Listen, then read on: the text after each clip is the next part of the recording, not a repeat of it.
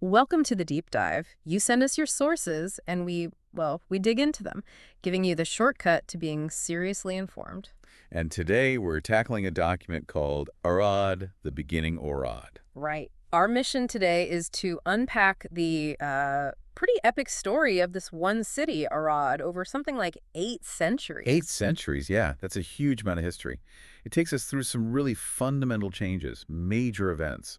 So where does the document start us off? Well, it kicks off by highlighting something absolutely key for any early settlement: geography. Makes sense. Location, location, location. Exactly. In Arad's case, it's where the Podgoria Hills meet the plain. And that spot, it naturally encouraged trade routes to develop. A natural pathway. Okay, I can see that. And the document says there's archaeological proof people were there even earlier. Uh-huh. Findings confirm people were living in the area long before the period we're really zoning in on. So, yeah, deep roots. So even before Arad, there was something there. Precisely. Which sets the stage nicely before we shift focus to this earlier settlement called Orad. Orad. Okay. So that's the name we first see in official records. Yeah, in royal documents. Yeah. During the reign of King Bel II, so we're talking 1131 to 1141. And it sounds like a pretty dramatic entrance. Something about a bloody Orad country assembly in 1131. It does. Followed by the king and queen taking some pretty serious revenge. Wow. So right off the bat, Orad seems like a place where important, maybe violent stuff happened. Definitely tells you it was significant even back then. A place where, yeah, political events, sometimes turbulent ones, were unfolding. But things must have calmed down a bit because in 1135, the ruler sets up the Orad chapter, a religious center. That's right. And this chapter became hugely influential. It wasn't just a church. It basically owned the town as it grew, the fortress too. Owned it. For how long? For hundreds of years. Yeah. It really shaped Orad's development. So religious power and land ownership all tied together. Very much so. That mix of religious and secular authority was really common in how these early towns developed.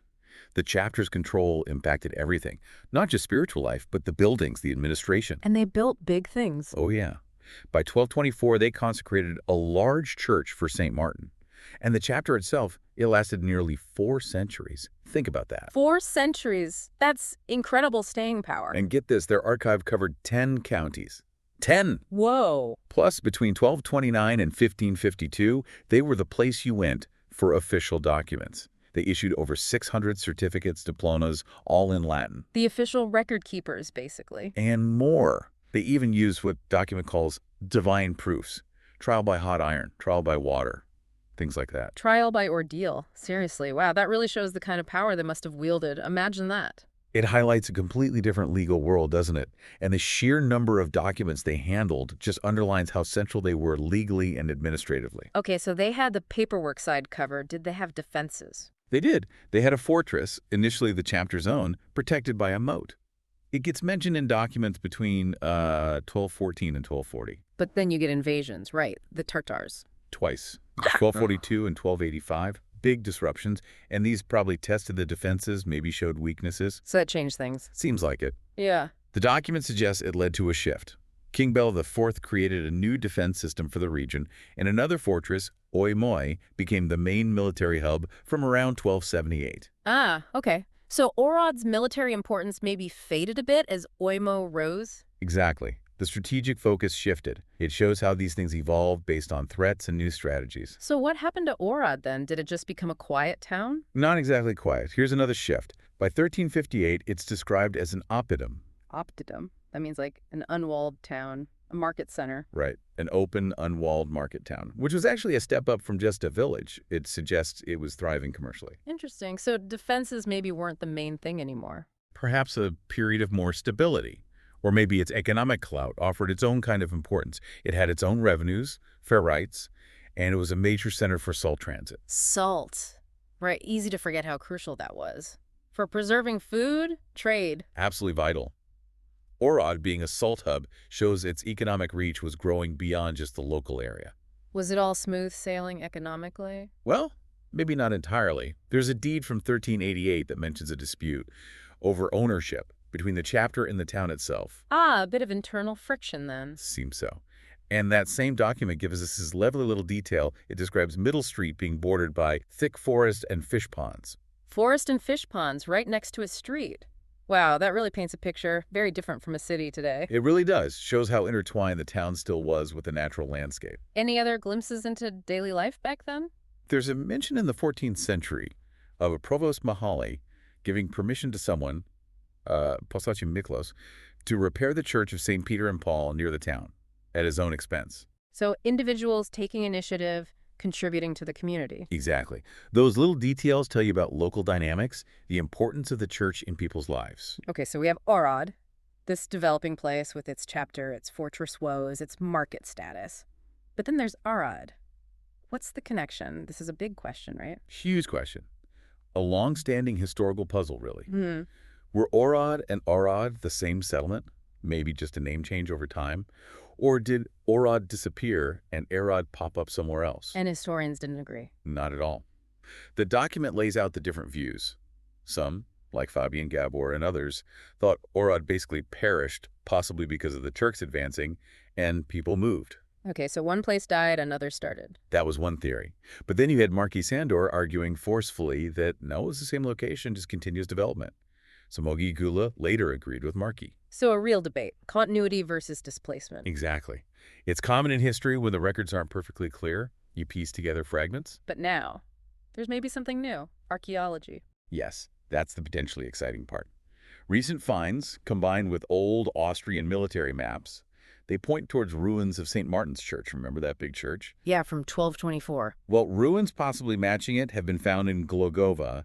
That's about 7 kilometers east of modern Arad, and traces of a fortress nearby, too. 7 kilometers east. So Orad might not have been exactly where Arad is today. This could actually solve the debate. It could be the key. Physical evidence like foundations, fortifications, that gives you much firmer ground than just interpreting old texts. It really tips the balance towards Orad being a nearby but distinct earlier site. Fascinating. So what was the end for Orad then? Well, it likely suffered badly during Doge's peasant revolt in 1514. A county assembly was still held there in 1517, but the writing was kind of on the wall. The Turkish threat was growing. Significantly. By 1550, the Orad chapter felt the need to move its incredibly valuable archive to Alba Iulia for safety, A big sign of danger. and they stopped their official authentication work in 1552. Then, the final blow. September 1551. Orad city and its fortress fall to the Ottoman Turks. And the Turks. They set it ablaze, burned it. That marked the beginning of Ottoman rule in the area, a really definitive end for Arad as it was. So the consensus now is that Old Orad was gone by, say, 1555. Pretty much, Yeah. yeah. That seems to be the general agreement based on the evidence. And the new city, Arad, starts to form where? On the right bank of the Murray River, centered around what became known as the Old Fortress in the Sarkat area. Why there? What was the advantage? For the Ottomans, secure river crossings on the Murray were strategically vital. Troop movements, supplies, Yeah. control the river, control the area. Makes sense. So they built a new fortress. What they did, right at a bend in the river, surrounded by walls, planks, the typical fortification for the time. And this became the center of the Arad Sanayak, an Ottoman administrative district. Okay, so Arad is now an Ottoman center. Was life stable then? Not really, not initially. The 15 Years' War, that period of intense conflict between the Habsburgs and Ottomans, Arad got caught in the middle. Control changed hands frequently. Sounds rough for the inhabitants. Definitely. Though Prince Rákóczi did manage to recapture the town for a time in 1607, and he actually gifted it, or perhaps granted privileges, to 160 Serbian soldiers for their help. Serbian soldiers. Interesting. So they were already playing a role. Yes, it highlights how different groups were involved in these conflicts and the shifting allegiances. These Serbian soldiers were becoming militarily important in the region. But the fighting overall, it must have devastated the area. Absolutely devastated it. Yeah. The document quotes a historian, Fabian Gabor, who described the situation being so bad. People were literally pulling plows themselves because there were no draft animals left. Pulling plows themselves. Wow, that's a brutal image. Really shows the human cost. It really does. Just wiped out the basics needed for farming for survival. Was there any relief? Well, eventually, yes. After another leader, Prince Bethlen Gabor, made a treaty with the Turks in 1664, even though it meant giving up Lipova, nearby things, did calm down somewhat. A period of relative peace under Ottoman rule. So a chance to rebuild. Some rebuilding, yes.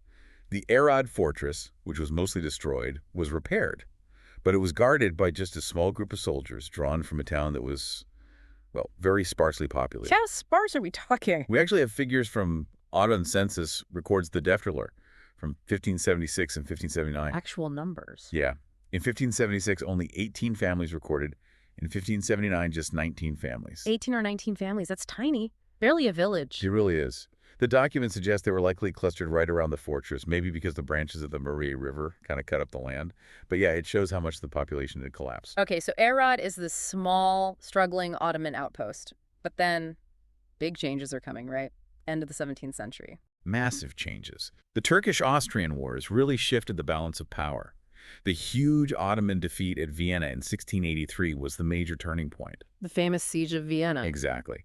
After that, the Habsburgs started pushing the Ottomans back, liberating territories. And Arad was part of that? Yes, Arad was freed from Ottoman rule in 1688 by mercenaries led by a commander named Karalfa. This marks the beginning of a whole new era Habsburg rule. So liberation, but then integration into the Habsburg Empire. Right. The Peace of Karlowitz in 1699 formally recognized these territorial gains. Hungary, Transylvania, including Arad, they all became part of the Habsburg domain. Did that mean instant peace and prosperity for Arad? Not necessarily. The first few decades under the Habsburgs was still pretty unstable. The Austro-Turkish Wars rumbled on, so Arad found itself in a border region again. Still volatile. Always on the edge, it seems. Pretty much. And then, after 1699, the Marie River itself became the official border between the Habsburg and Ottoman empires. So Arad is literally on the border now. That must increase its strategic importance again. Hugely. Suddenly, strengthening the Arad fortress became a top priority for the Habsburgs. Who was in charge of that? The famous military leader, Eugenius of Savoy, entrusted the task to a Baron Harikern.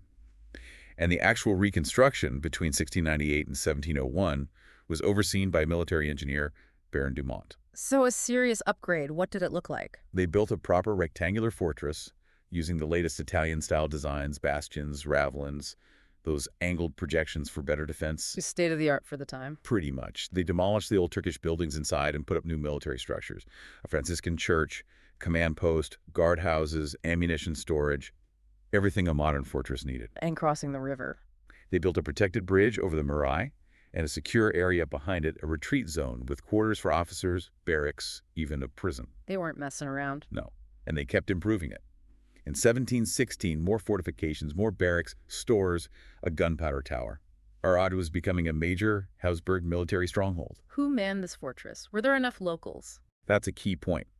The defense of the fortress and the whole Muriye border region relied heavily on Serbian soldiers, known as Ratzes in the documents, though that term can be seen as derogatory now. Okay, so Serbian soldiers were crucial for the Habsburg defense here? Absolutely, and this reliance connects directly to another major development, Serbian settlement. You mentioned them getting the town from Rakoczy earlier, but this was bigger. Much bigger. The wars drove huge numbers of Serbs to flee Ottoman territory. They sought refuge in the Habsburg lands. We're talking about Emperor Leopold III granting asylum to some 32,000 Serbian families in the late 17th century. 32,000 families. That's a massive migration. It must have totally changed the population mix. Dramatically. It had a huge lasting impact on the whole region's demographics. And the Habsburgs often encouraged groups like this to settle on the frontiers. Why? What was the deal? Well, there were imperial charters, like one from 1691. They granted the Serbs significant privileges, religious freedom, their own churches, schools, even some legal autonomy under their patriarch. In return for Military service. They became the backbone of the border defense, the milita grenz, or military frontier. The Habsburgs tried to keep them somewhat separate from the existing population to minimize friction, but it was a complex arrangement. a strategic bargain, basically. Military service for rights and land. Exactly. And in Arad, this meant about 480 Serbian border guard families. That's over 2,000 people were settled right there. Where exactly? Within the fortress itself, and in the area right next to it, between the Mira River and a branch called the Mirial. It formed a sort of natural island. So, a concentrated Serbian settlement right at the heart of the military zone. Precisely. This really transformed the town's character and laid the foundation for what became known as the Serbian town. Now, under the Habsburgs, Arad wasn't independent, right? You mentioned it was a cameral town. Correct. That meant it was directly administered by the imperial chamber, the treasury, essentially, and owed payments to it. So, paying taxes directly to the emperor's administration. Basically, yes. And by the middle of the 18th century, Arad had sort of evolved into three distinct parts. You had the citadel, the fortress, then the Serbian city, and the German city. Serbian and German cities, so distinct neighborhoods based on ethnicity. Largely, yes. The old fortress eventually fell out of use and was torn down. And the term German city also faded over time. But the Serbian town, known as Rafratai, kept its identity for a long time. Rafratai, that was the Serbian part on the island. Exactly, between the Mure and Mureo. It started with 11 streets and 3 main squares. Initially mostly soldiers and their families, but later merchants and artisans moved in too. The document even lists the original street names. That's cool. It gives you a real feel for its layout. What about the Germantown? That area housed a mix of people of different ethnicities, not just Germans. Lots of farmers, various craftsmen. It was bordered by the rivers, but also lakes like Padris. So maybe more diverse economically from the start. It seems like it. It had 3 squares of its own, 21 streets, and even included 84 farms out in the nearby Sila forest. It felt more connected to the agricultural hinterland. Did the Habsburg administration just let these towns grow on their own? No, they actively encouraged development, especially recognizing Arad's strategic spot. They granted the town the right to elect its own judge and mayor. That was a big step. Self-governance starting to emerge. Definitely. And in 1702, a royal commissioner came, checked things out, and gave the green light for building essential public buildings, a town hall, an inn, a brewery, a slaughterhouse, even brick and tile kilns. The basic infrastructure of a functioning town. Plus, they got official fair rights and their own city seal. These were all signs that Vienna wanted Arad to grow beyond just being a military base. Did it work? Did people come? Oh, yes. These rights, outlined in something called the Freiheitspunkten, the Letter of Liberation, definitely attracted newcomers. The population grew. Was everyone happy about that? Not entirely. The document mentions complaints from the existing residents about this influx. They grumbled about unskilled people, maybe straining resources, but a royal decree gave civil rights to everyone, so the old guard couldn't really stop it.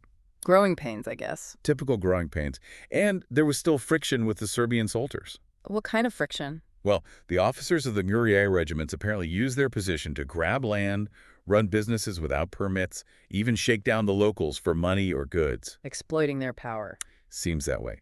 The regular citizens complained until finally, in 1724, some kind of settlement was reached. It highlights the tricky balance between a large military presence and a growing civilian town. Always challenges. And then more war. Rakoczy's War of Independence. Yes, early 18th century. That conflict flared up again. Arad Fortress found itself under siege in 1708 by the Krut's army Rakoczy's forces. Did the fortress hold?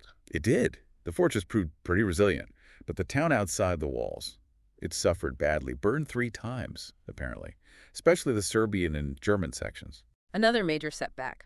Just when things seemed to be developing. Exactly, constant disruption. Yeah. But after that war died down, things did calm somewhat, and they started doing the first proper censuses. Counting the people. Yeah, initially just in the Germantown. Records from around 1720 give us this amazing snapshot number of farm families, day laborers, how much land they owned. Like a little doomsday book for Arad? Kind of. Yeah. And it even lists names and jobs. We hear about Judge Heckman, Boldazar, various craftsmen, merchants, a baker, even a pastry chef. Real people and income levels. Yeah, notes craftsmen earning around 34 cents a year, while the richest merchants might pull in 150. It really grounds the history, doesn't it? Makes it tangible. Absolutely. Did they count the Serbian town too? They did, a bit later, also around 1720. That census found 412 soldiers and their families, plus craftsmen, merchants, millers, fishermen living in Rafratai. And the land ownership difference. It seems the soldiers initially held quite a bit more land than the civilian townsfolk. But that likely changed when the Muri regiments were eventually disbanded. Shows how military status affected wealth. Right. It's all connected. Now, there's that saying you mentioned. Arad. Oh, muddy Arad. Yeah, neither town nor village. It sounds like the river was a real problem. The Muri had an unstable course, branches like the Murale, the Living Water Canal, plus other streams. It made building a proper city difficult. And no paved streets. Not until the 19th century, apparently. Plus, being dependent on the imperial chamber in Vienna maybe slowed things down too, so it felt stuck, somewhere between a village and a proper town, muddy and underdeveloped. When did things start to properly accelerate? A couple of key moments. In 1741, the horticultural regiments were disbanded, and the town became treasury property, which seems to have allowed faster civic development. Okay. And then Maria Theresa. Big changes under Maria Theresa. In 1746, she issued a decree formally uniting the Serbian and German towns. They became one cameral town under the county's jurisdiction. So merging the distinct parts. Yes, and significantly, this ended the special privileges for the Serb guards. Many soldiers were reassigned.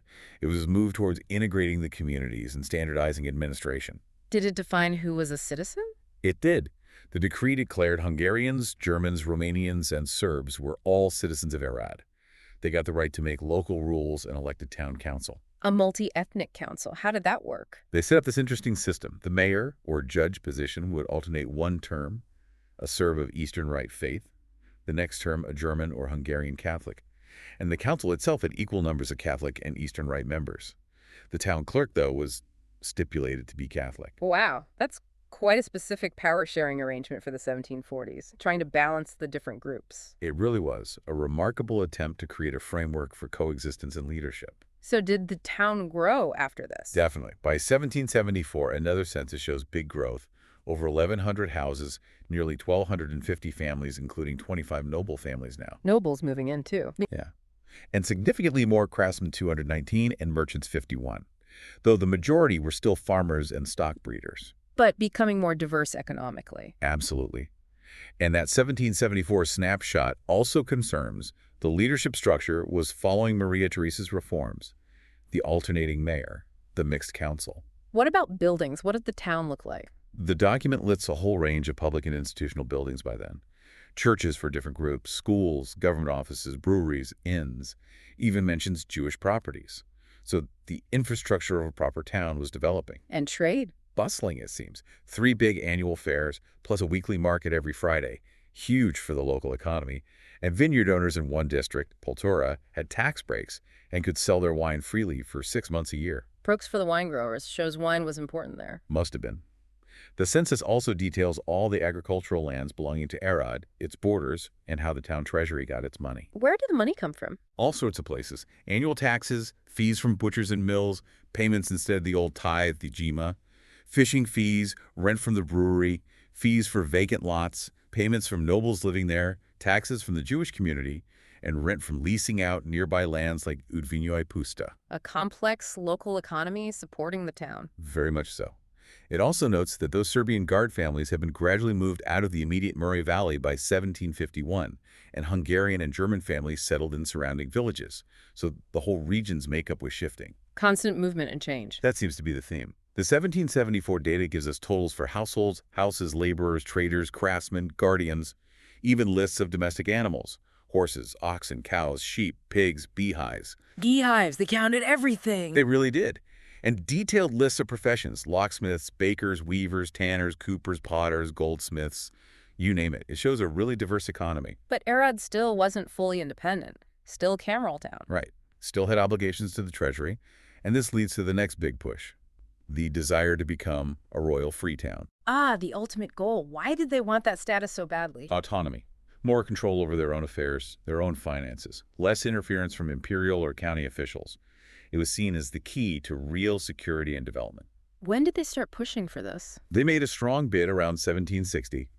They argued their growth, their key location on the trade route to Pest, the fortress's importance, all justified the upgrade. Sounds like a good case. What held it back? The Muri River again. The unstable riverbed, the constant threat of floods, the lack of proper flood defenses. Vienna was hesitant to grant full autonomy until those issues were addressed. The river was that bad. Seriously bad. The document mentions 32 floods between 1738 and 1850. 32. Some caused massive damage. Plus, ice jams breaking bridges and mills. It was relentless. Nature wasn't making it easy. And disease, too. Yes, major epidemics. That gland disease, probably plague or cholera, kept hitting, made worse by poor sanitation. There were outbreaks in the 17th century, then a bad one in the early 18th century linked to the Serbian guards settling in. Affecting the Serbian town, mostly. Primarily, yeah. And then more major outbreaks in 1738-39 and again in 1788. They had quarantine measures, disinfection attempts. Rudimentary, but they tried. Did they commemorate these events? They did. They put up a Holy Trinity statue to remember the plague victims. It was later replaced, but it shows the impact these epidemics had on the collective memory. So floods, plagues, constant struggles, yet the economy grew. Amazingly, yes. The document credits those early rites from 1702 and Maria Theresa's decrees. And the guild system was really important, too. The guilds, like for craftsmen. Exactly. Weavers, shoemakers, tailors, butchers, potters. They had established guilds with strict rules about apprentices, journeymen becoming masters, quality control. It provided structure. Do we know when these guilds started? The exact dates are tricky, but many were operating in the 18th century. Coopers, locksmiths, tanners, and new ones kept forming into the 19th century. Gingerbread makers, hatters, soap makers shows supply and demand were growing. So a structured artisan economy. What about merchants? They had their own organization, too, a trading company formed by merchants and grocers as early as 1738. When did the guilds end? The whole system was officially abolished in 1873, replaced by more modern professional associations, part of wider changes happening everywhere. Okay, so Arad is growing, organizing despite the challenges, but still wants that royal free city status. Why was Vienna still saying no? Military strategy mostly. The imperial court was often busy with wars, and their focus shifted towards reinforcing the southern borders of the empire. Arad's location, while strategic, maybe didn't fit that new priority in the same way. Military interests kept trumping the town's ambitions. So Arad's importance was also its curse, in a way. You could say that, and this led to another huge decision in 1763, What was that? to build a brand new fortress, bigger, better, more modern, but on the left bank of the Murray, across the river from the main town. A new fortress on the other side. Why? Presumably for better strategic positioning, maybe more space.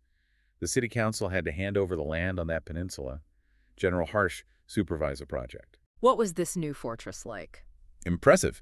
An irregular hexagon design, using a unique fortification style they called the Arad system. It had bastions, outer defenses, and could hold around 3,600 soldiers inside. Main guardhouse, command building, a church, a major military complex. How long did it take to build? 20 years.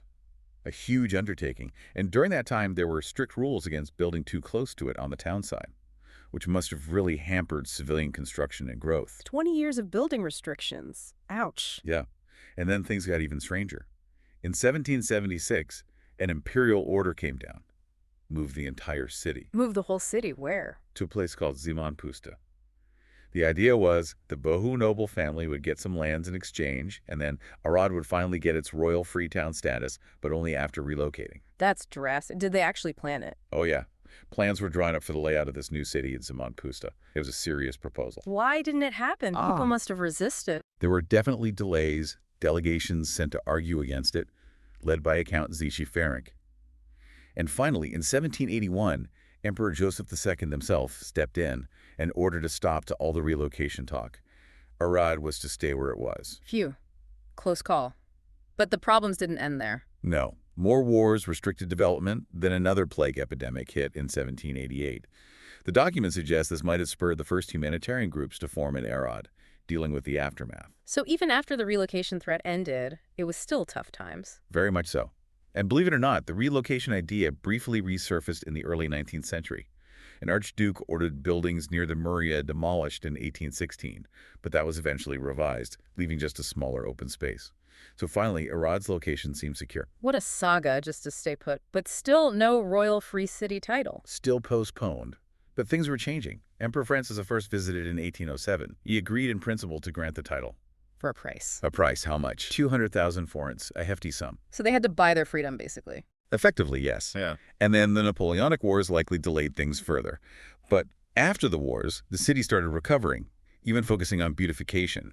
And the 1816 county elections brought in young reformers, eager for progress. And new energy. Seems like it. They set up a 28-member council specifically for town management, started practical improvements, filling ditches, getting rid of rubbish dumps, planning street layouts with an engineer, Rainer Yosef. Proper urban planning started. Yes.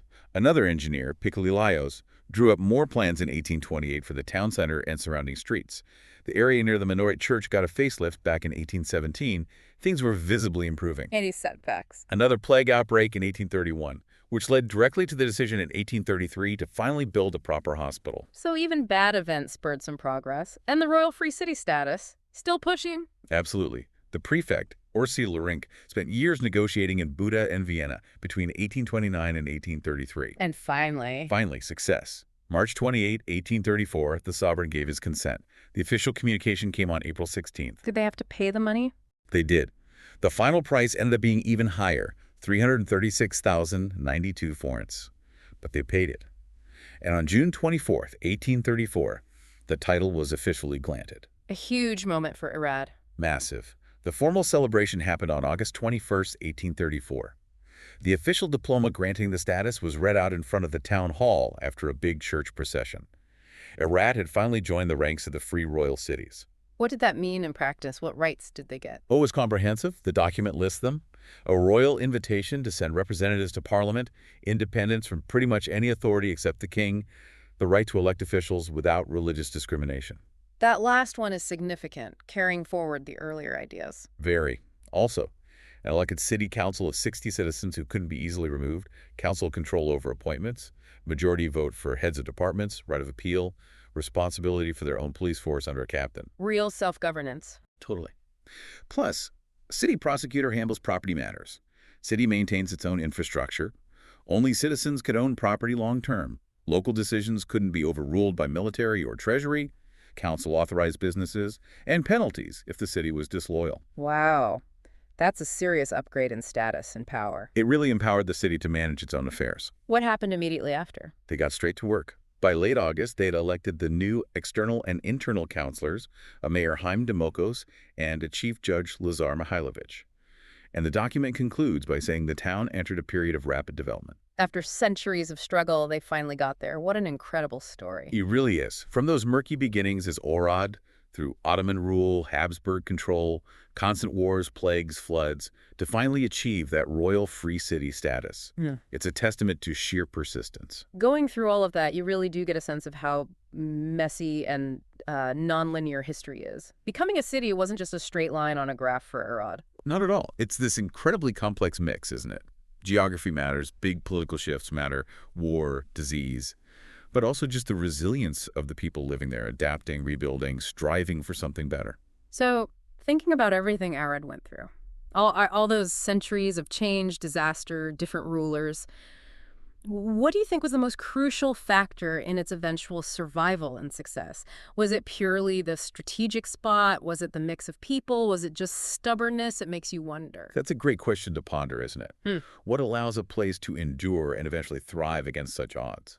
Maybe considering Arad's long, winding path makes you think differently about the history of other places, too. What hidden struggles and surprising turns might lie beneath the surface of their stories?